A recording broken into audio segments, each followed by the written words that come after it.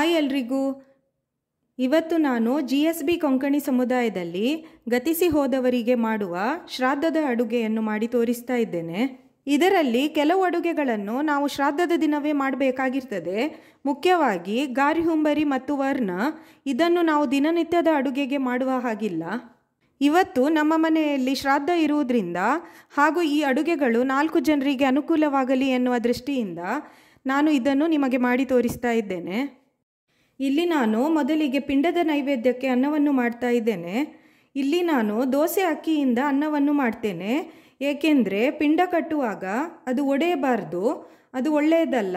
ಮತ್ತು ದೋಸೆ ಅಕ್ಕಿಯಲ್ಲಿ ಮಾಡುವ ಅನ್ನ ಸ್ವಲ್ಪ ಅಂಟು ಬರುವುದರಿಂದ ಪಿಂಡದ ನೈವೇದ್ಯಕ್ಕೆ ನಾವು ದೋಸೆ ಅಕ್ಕಿಯನ್ನು ಯೂಸ್ ಮಾಡ್ತೇವೆ. ಇಲ್ಲಿ ಮೊದಲಿಗೆ ಅನ್ನ ಮಾಡಿ ಅದನ್ನು ಮುಚ್ಚಿ ಸಪ್ರೇಟಾಗಿ ತೆಗೆದಿಡಬೇಕು. ಏಕೆಂದರೆ ಪಿಂಡ ಕಟ್ಟುವಾಗ ಅನ್ನ ತಣಿದಿರಬೇಕು, ಅದಕ್ಕೆ ಅದನ್ನು ಫಸ್ಟ್ ಮಾಡೋದು, ಆಮೇಲೆ ಉಳಿದ ಅಡುಗೆ ಕೆಲಸಗಳನ್ನು ಮಾಡಬಹುದು. ಈಗ ಪಾಯಸ ಮಾಡೋ ವಿಧಾನ ನೋಡೋಣ.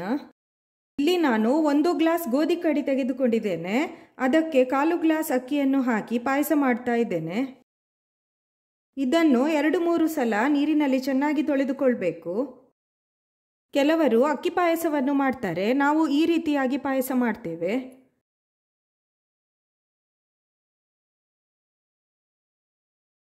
ಇಲ್ಲಿ ನಾನು 1 ತೆಂಗಿನಕಾಯಿ ತುರಿ, 4 ಏಲಕ್ಕಿ ಮತ್ತು ನೀರು ಹಾಕಿ ಗ್ರೈಂಡ್ ಮಾಡಿ ತೆಂಗಿನ ಹಾಲನ್ನು ತೆಗೆದು ಇಡ್ತಾ ಇದ್ದೇನೆ. ಈ ರೀತಿಯಾಗಿ 2 ಸಲ ತೆಂಗಿನ ಹಾಲನ್ನು ತೆಗೆದು ಇಟ್ಕೊಳ್ಳಿ. 3ನೇ ಸಲ ತೆಗೆದ ತೆಳು ತೆಂಗಿನ ಹಾಲಿನ ಜೊತೆಗೆ ನೀರನ್ನು ಸೇರಿಸಿ ನಾನು ಗೋಧಿ ಕಡಿ ಬೇಯಿಸಲಿಕ್ಕೆ ಉಪಯೋಗಿಸ್ತೇನೆ. ಈಗ ಇದನ್ನು 5 ವಿಸಿಲ್ ಬರುವ ತನಕ ಬೇಯಿಸಬೇಕು. ಈಗ ಬೆಂದ ಗೋಧಿ ಕಡಿಗೆ 1 ಕಪ್ ಬೆಲ್ಲ ಹಾಕಿ 2 ನಿಮಿಷ ಕರಗುವ ತನಕ ಬೇಯಿಸಿ. ನಂತರ ತೆಂಗಿನ ಹಾಲನ್ನು ಹಾಕಿ ಚೆನ್ನಾಗಿ ಕುದಿಸಿದ್ರೆ ಪಾಯಸ ರೆಡಿ ಆಯಿತು.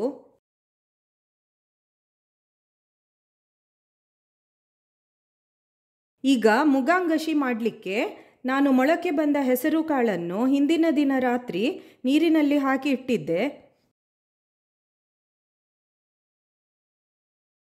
ಈ ರೀತಿ ಮಾಡುವುದರಿಂದ ಬೆಳಿಗ್ಗೆ ಈಸಿಯಾಗಿ ಸಿಪ್ಪೆ ಸಪ್ರೇಟ್ ಮಾಡ್ಬೋದು.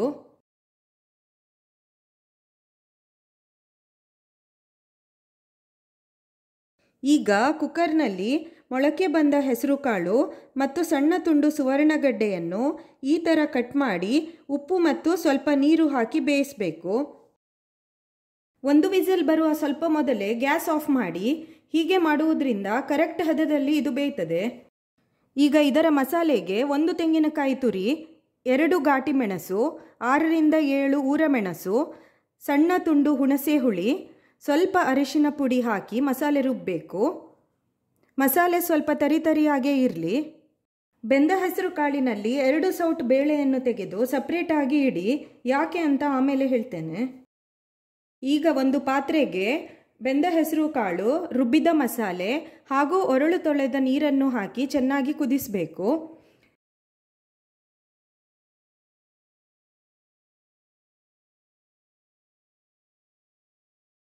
ಮುಗಾಂಗಶಿಯನ್ನು ತುಂಬ ತೆಳ್ಳಗೆ ಮಾಡಬಾರ್ದು. ಈಗ ಒಗ್ಗರಣೆಗೆ 2 ಸ್ಪೂನ್ ತೆಂಗಿನೆಣ್ಣೆ, ಸ್ವಲ್ಪ ಸಾಸಿವೆ, ಊರಮೆಣಸು, ಕರಿಬೇವು ಹಾಕಿ ಒಗ್ಗರಣೆ ಮಾಡಿ. ಈಗ ವರ್ಣ ಮಾಡುವ ವಿಧಾನವನ್ನು ನೋಡೋಣ.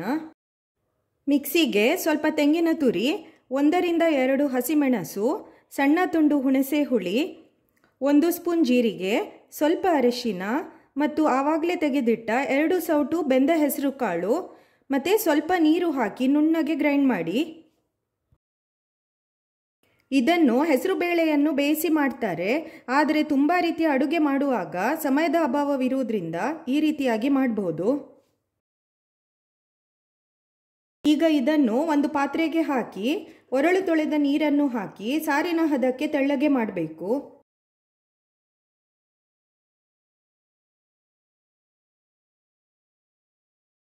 ರುಚಿಗೆ ತಕ್ಕಷ್ಟು ಉಪ್ಪನ್ನು ಹಾಕಿ ಕುದಿಸಿ.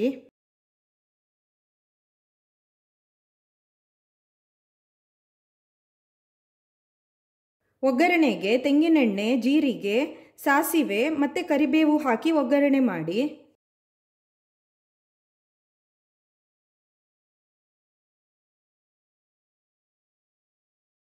ಈಗ ಕರಾತೆ ಸುಕ್ಕೆ ಅಥವಾ ಹಾಗಲಕಾಯಿ ಸುಕ್ಕ ಹೇಗೆ ಮಾಡುವುದು ಅಂತ ನೋಡೋಣ.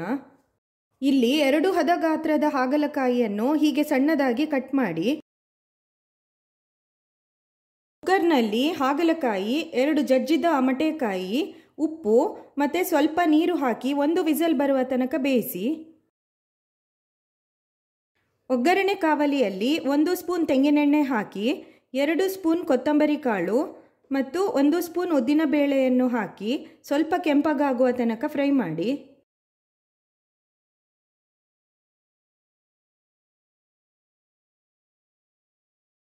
ಈಗ ಮಸಾಲೆಗೆ ಅರ್ಧ ತೆಂಗಿನಕಾಯಿ ತುರಿ, 12 ರಿಂದ 15 ಹುರಿದ ಘಾಟಿ ಮೆಣಸು, ಸ್ವಲ್ಪ ನೀರು ಹಾಕಿ 1 ಸುತ್ತು ಗ್ರೈಂಡ್ ಮಾಡಿ. ಹುರಿದಿಟ್ಟ ಕೊತ್ತಂಬರಿ ಮತ್ತು ಉದ್ದಿನ ಬೇಳೆಯನ್ನು ಹಾಕಿ ತರಿತರಿಯಾಗಿ ರುಬ್ಬಬೇಕು.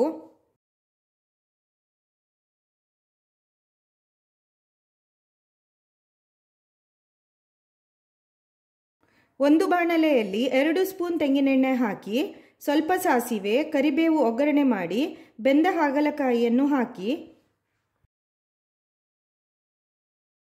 ಇದಕ್ಕೆ 1 ಸಣ್ಣ ಕಪ್ ಬೆಲ್ಲ ಸೇರಿಸಿ ಬೆಲ್ಲ ಕರಗಿದ ನಂತರ ಮಸಾಲೆ ಹಾಕಿ ನೀರು ಹಾಕಲಿಕ್ಕೆ ಹೋಗಬೇಡಿ.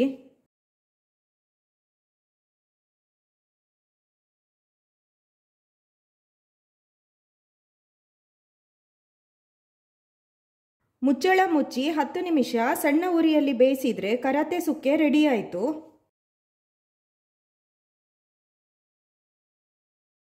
ಈಗ ಗಾರಿ ಮಾಡಲಿಕ್ಕೆ ಅರ್ಧ ಕಪ್ ಉದ್ದಿನ ಬೇಳೆಯನ್ನು 1 ಗಂಟೆ ಮೊದಲು ಚೆನ್ನಾಗಿ ತೊಳೆದು ನೀರಿನಲ್ಲಿ ನೆನೆಸಬೇಕು. ಈಗ ಮಿಕ್ಸಿ ಜಾರ್ಗೆ ನೆನೆಸಿದ ಅರ್ಧದಷ್ಟು ಉದ್ದಿನ ಬೇಳೆ, ಉಪ್ಪು, ಸ್ವಲ್ಪ ಅರಿಶಿನ ಹಾಕಿ ನೀರು ಹಾಕದೆ ಗ್ರೈಂಡ್ ಮಾಡಿ. ನೀರು ಹಾಕದೆ ಗ್ರೈಂಡ್ ಮಾಡಬೇಕಾಗಿರೋದ್ರಿಂದ ಸಣ್ಣ ಮಿಕ್ಸಿ ಜಾರನ್ನೇ ಯೂಸ್ ಮಾಡಿ ಮತ್ತು 2 ಸಲ ಮಾಡಿ ಗ್ರೈಂಡ್ ಮಾಡಿ. ಇದನ್ನು ಒಂದು ಬೌಲ್ಗೆ ಹಾಕಿ ಸ್ವಲ್ಪ ಜೀರಿಗೆಯನ್ನು ಹಾಕಿ ಮಿಕ್ಸ್ ಮಾಡಿ. ಇಲ್ಲಿ ನಾನು ತೆಂಗಿನೆಣ್ಣೆ ಬಿಸಿ ಆಗಲಿಕ್ಕೆ ಇಟ್ಟಿದ್ದೇನೆ. ಎಣ್ಣೆ ಬಿಸಿ ಆದ ಕೂಡಲೇ ಕೈಯನ್ನು ನೀರಿನಲ್ಲಿ ಒದ್ದೆ ಮಾಡಿ ಸ್ವಲ್ಪ ಸ್ವಲ್ಪ ಹಿಟ್ಟನ್ನು ಈ ಥರ ಎಣ್ಣೆಯಲ್ಲಿ ಹಾಕಿ ಗಾರಿ ಫ್ರೈ ಮಾಡಬೇಕು.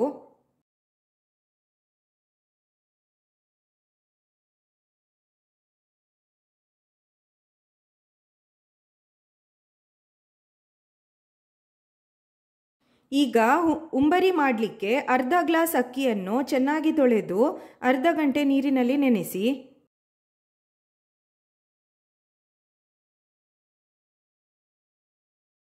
ಮಿಕ್ಸಿ ಜಾರ್ಗೆ 2 ಬಾಳೆಹಣ್ಣು, ಸ್ವಲ್ಪ ಬೆಲ್ಲ, ಸ್ವಲ್ಪ ತೆಂಗಿನ ತುರಿ, 2 ಸ್ಪೂನ್ ಅವಲಕ್ಕಿ ಹಾಕಿ ಗ್ರೈಂಡ್ ಮಾಡಿ.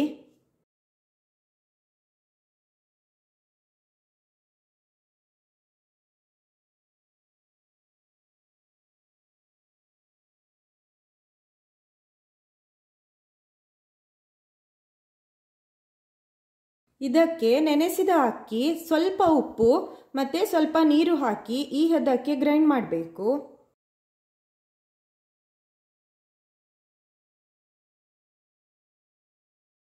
ತೆಂಗಿನೆಣ್ಣೆ ಬಿಸಿ ಆದ ಮೇಲೆ ಹೀಗೆ ಸ್ವಲ್ಪ ಸ್ವಲ್ಪ ಹಿಟ್ಟನ್ನು ಈ ಥರ ಎಣ್ಣೆಯಲ್ಲಿ ಹಾಕಿ ಉಂಬರಿ ಫ್ರೈ ಮಾಡಬೇಕು. ಗಾರಿ ಉಂಬರಿಯನ್ನು ಶ್ರಾದ್ದದ ದಿನವೇ ಮಾಡಬೇಕು, ಬೇರೆ ದಿನ ಮಾಡುವಂತಿಲ್ಲ.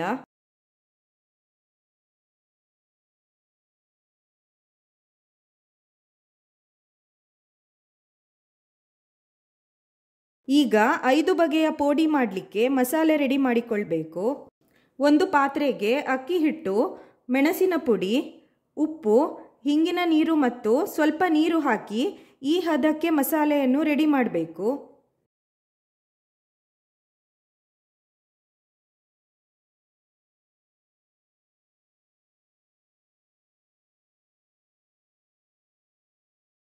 ಹೀಗೆ ಕಟ್ ಮಾಡಿದ ಪೋಡಿಗೆ ಮಸಾಲೆ ಹಚ್ಚಿ ತೆಂಗಿನ ಎಣ್ಣೆಯಲ್ಲಿ ಫ್ರೈ ಮಾಡಬೇಕು.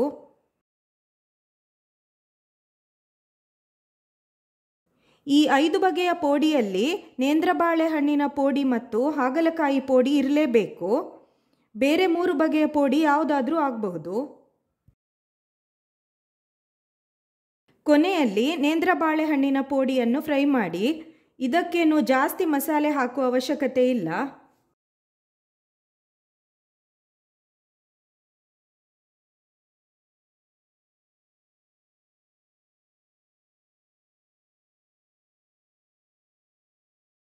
ಹಾಗಲಕಾಯಿ ಪೋಡಿ ಮಾಡಲಿಕ್ಕೆ ಹಾಗಲಕಾಯಿಯನ್ನು ಹೀಗೆ ತೆಳ್ಳಗೆ ಕಟ್ ಮಾಡಿ ಉಪ್ಪು ಹಚ್ಚಿ ಸ್ವಲ್ಪ ಹೊತ್ತು ಇಡಬೇಕು. ನಂತರ ಹಾಗಲಕಾಯಿಯನ್ನು ಹಿಂಡಿ ಅದರ ಕಹಿ ನೀರನ್ನು ತೆಗೆದು ಅದಕ್ಕೆ ಮೆಣಸಿನ ಪುಡಿ, ಸ್ವಲ್ಪ ಉಪ್ಪು, ಯಾಕಂದರೆ ಹಾಗಲಕಾಯಿಗೆ ಮೊದಲೇ ಉಪ್ಪು ಹಚ್ಚಿರ್ತೇವೆ ಹಾಗಾಗಿ, ಮತ್ತು ಸ್ವಲ್ಪ ಅಕ್ಕಿ ಹಿಟ್ಟು ಹಾಕಿ ಚೆನ್ನಾಗಿ ಮಿಕ್ಸ್ ಮಾಡಿ ಎಣ್ಣೆಯಲ್ಲಿ ಗರಿಗರಿಯಾಗಿ ಫ್ರೈ ಮಾಡಿ. ಒಂದು ವೇಳೆ ಪೋಡಿಗೆ ಮಾಡಿದ ಮಸಾಲೆ ಉಳಿದಿದ್ರೆ ಅದನ್ನೇ ಹಾಕಿದರೆ ಆಯಿತು. ಖೊಟ್ಟು ಮತ್ತು ಪತ್ರೊಡೆ ರೆಸಿಪಿ ನನ್ನ ಚಾನಲ್ನಲ್ಲಿ ಇದೆ, ಡಿಸ್ಕ್ರಿಪ್ಷನ್ನಲ್ಲಿ ಲಿಂಕ್ ಕೊಟ್ಟಿರ್ತೇನೆ, ಚೆಕ್ ಮಾಡಿ. ಅಲ್ಲೇ ಚಟ್ನಿ ಅಥವಾ ಹಸಿಶುಂಠಿ ಚಟ್ನಿ ರೆಸಿಪಿಯ ಕ್ಲಿಪ್ಪಿಂಗ್ಸ್ ಇಲ್ಲಿ ಮಿಸ್ ಆಗಿದೆ. ತೆಂಗಿನ ತುರಿ, ಹಸಿಮೆಣಸು, ಸಣ್ಣ ತುಂಡು ಹಸಿಶುಂಠಿ, ಹುಣಸೆ ಹುಳಿ, ಉಪ್ಪು ಹಾಕಿ ಗ್ರೈಂಡ್ ಮಾಡಿದರೆ ಹಸಿಶುಂಠಿ ಚಟ್ನಿ ರೆಡಿ ಆಗ್ತದೆ. ಇಷ್ಟು ಬಗೆಯ ಅಡುಗೆಗಳನ್ನು ಶ್ರಾದ್ದಕ್ಕೆ ಮಾಡಲೇಬೇಕಾಗ್ತದೆ. ನನ್ನ ಈ ವಿಡಿಯೋ ನಿಮಗೆ ಇಷ್ಟ ಆದರೆ ಲೈಕ್, ಶೇರ್ ಮತ್ತು ಕಮೆಂಟ್ ಮಾಡಿ, ಹಾಗೂ ನನ್ನ ಚಾನೆಲನ್ನು ಸಬ್ಸ್ಕ್ರೈಬ್ ಮಾಡಿ. ಇನ್ನೊಂದು ಹೊಸ ರೆಸಿಪಿಯೊಂದಿಗೆ ಮತ್ತೆ ಸಿಗೋಣ. ಬಾಯ್ ಎಲ್ರಿಗೂ.